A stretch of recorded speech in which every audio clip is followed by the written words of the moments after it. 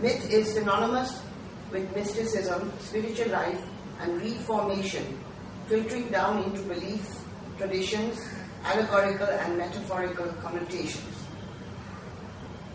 From observations of scholars, researchers, and scientists, both ancient and modern, it is evident that a symbiotic link exists between science and ancient mysticism that in turn leads us to reflect on the existence of a fourth dimension and the third eye, which brings us back to remedial application of the arts.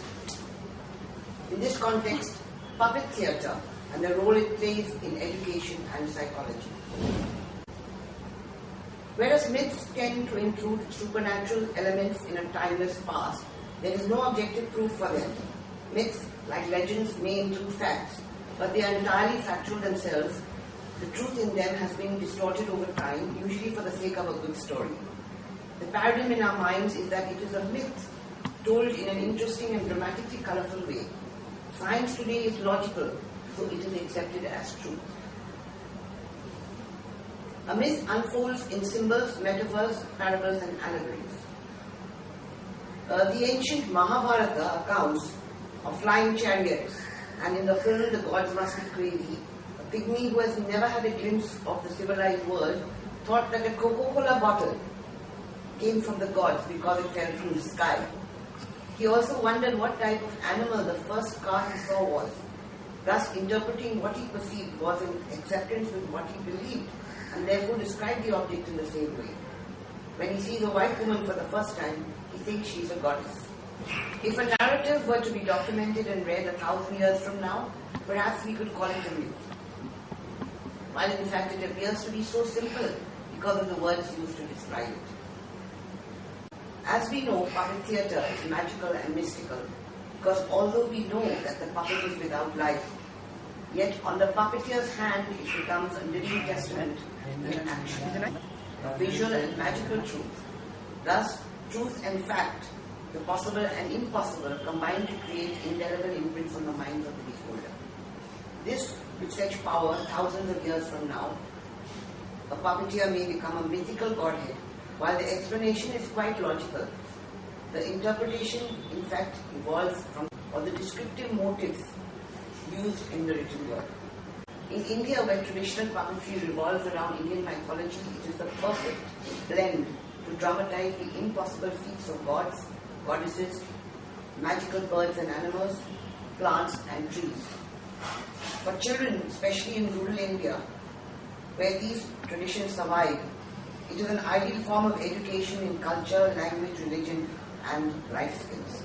This is not only for children but also for adults. Professor Henryk Tsiolkovsky, in his essay Towards a Theatre of Objects, says, for some transcendent reason, the puppet theatre still has a separate existence. Is this because its responses to human psychology is unique, not to be found in any other branch of theatre? To answer the question, it is necessary to observe the puppet theatre over the coming years. Today there are no answers, there are only questions.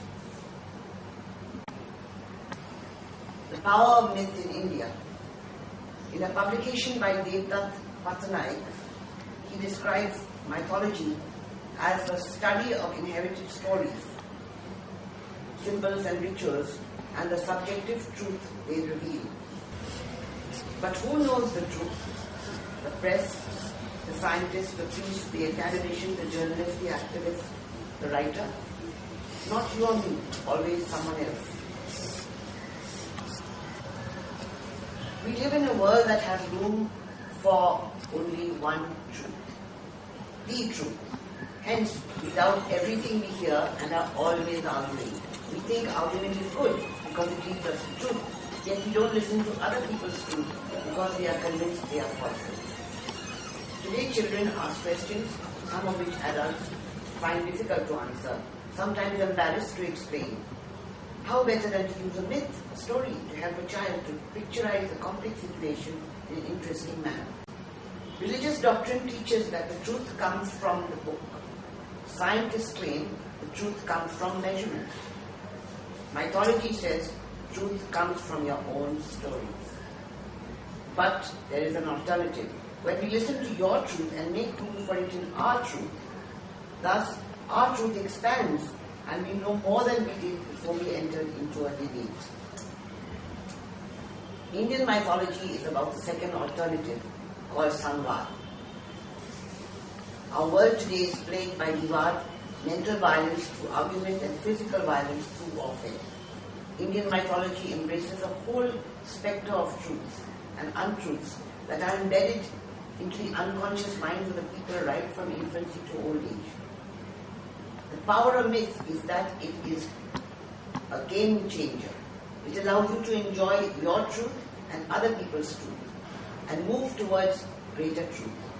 It reveals a world of plural truths which are constantly shifting and expanding.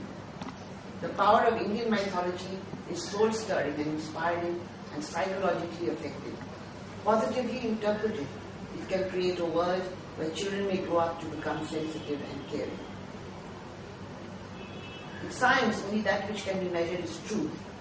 Matter can be measured, but not the mind, while psychology is pseudoscience.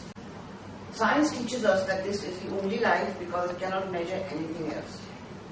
Western myth also believes there is only one life. Thus, Western myth is very closely aligned to science. However, science does not clash with truth because it focuses on logic and mathematics and facts or data. Truth is a spiritual and religious concept, not a scientific one, and it originated from Abrahamic myth, which speaks of one true God and rejects false gods. So how does one live this one and only life? Science gives us no answer. Abrahamic myth says we have to live this life like the right way. Live this life the right way. But what is the right way? That which is given by God or determined by the people. Thus, Abrahamic values the collective over the individual, while Greek myth values the individual over the collective.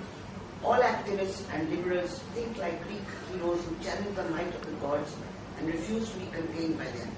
Likewise, all nationalists, religious folk, and corporations think like Abrahamic, forcing the will of God on the people for their own good. The two, Greek and Abrahamic thought, will always argue that is the Western way. It is not the Indian way. Indian mythology speaks of infinity and impermanence. Everything changes. Nothing lasts forever, not even death. There is birth and rebirth. The gods kill demons, but demons are always reborn. The conflict in Indian thought is between the hermit and the householder, the Shramana and the Shravaka. Should one live in the world or withdraw from it? The Pravriti and Nivriti Marga.